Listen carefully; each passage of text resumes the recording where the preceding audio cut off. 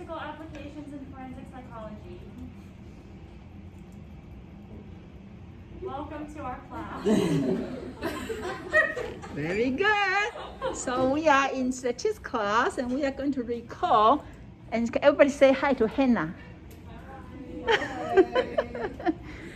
Okay, so I'm going back to here to teach. Okay. Maybe it's for. Let me go back.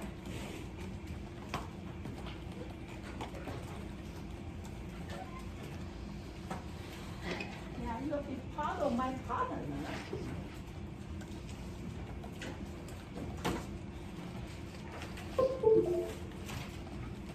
The reason I want to use this side, so I may be able to write. Over there, I cannot write in that screen.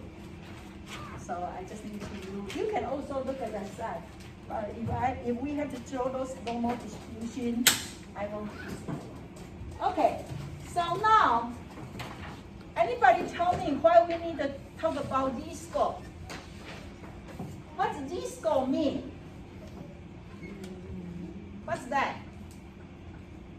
What's Z? You know, like you have 3 classes right now, right? And then you maybe get, which class is most difficult? This one? Okay, so pretend you got 88 from this class, okay? And then you got 90 from next class. And you got 95 from the 3rd class. Then you go home and you say, I hate statistics, I got 80 something, I want to be A, I don't want to be B, right? Then you are very upset. However, if we calculate Z-score, you may realize you do the best in this class. Why? Because when you compare, you need to also consider what's the mean of the class, what's the standard deviation of the class. Maybe this class, many students not do as good as 2nd or 3rd class. But the 2nd or 3rd class may be able to do so good. So your 95 may be not the best, but your 88 may be the best. Okay, so that's why we need to learn Z-score. So when we do comparison, we are more objective. Okay? So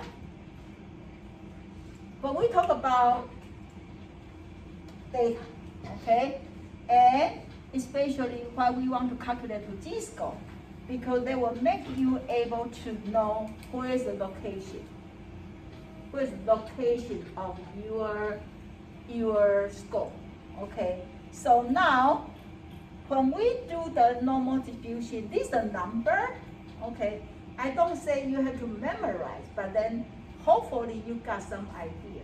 Okay, so based on this normal distribution, if you got C, let's not say graduate school, because graduate school C is very sad, right?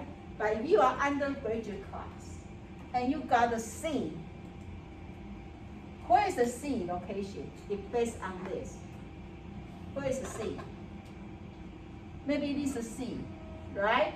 And maybe this is A, B, and D, and then F. So when you got a C, what's that mean?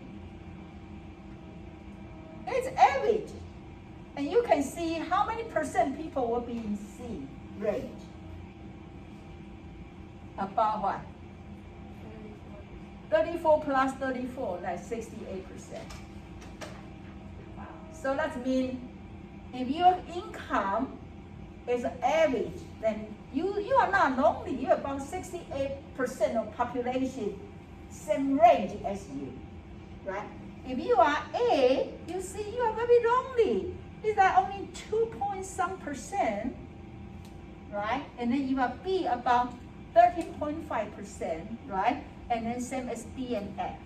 Okay, so that called normal distribution. Normal distribution. Okay. So in our class, okay, especially for these couple chapters, to know this number, but actually we have a table we can go back to look at. But at least you get some ideas, knowing about 60% here, 68%, about 95% here, about 99% for this. Okay, that's kind of like basic concept. Okay, so when we do this, the one we learn those two chapters, you will need to use the most is mean and standard deviation. Mean and standard deviation. Okay, so you can also look at here. We use a standard deviation as a range.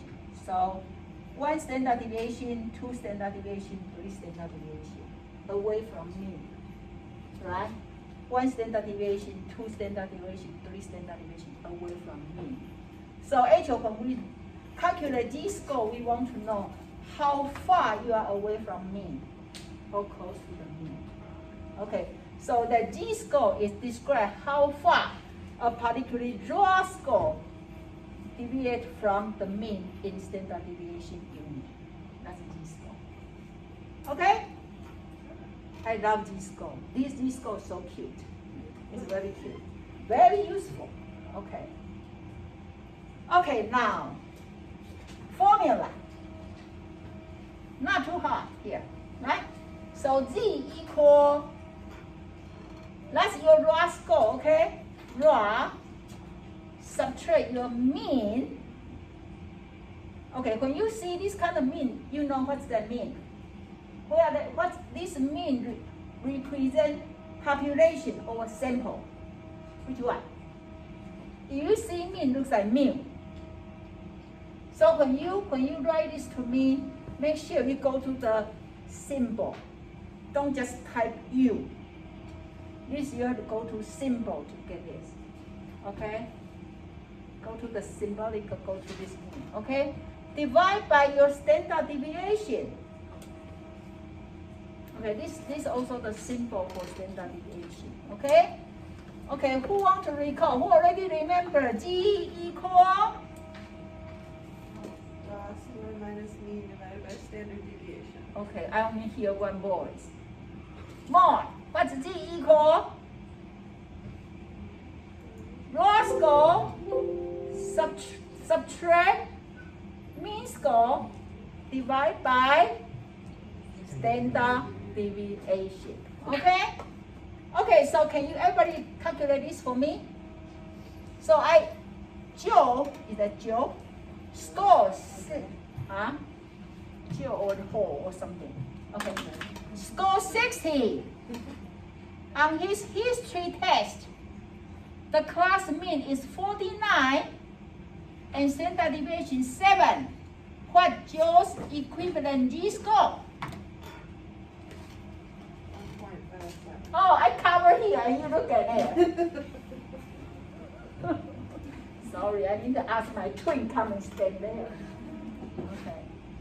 Okay, so you have 60, 49, and 7. Right? So it's so easy, right? So you see Joe's 60 subtract 49 divide by 7. So his G is 1.57. What is 5.17? You look at so you located the Z score, right? You see 1 here, 1.57.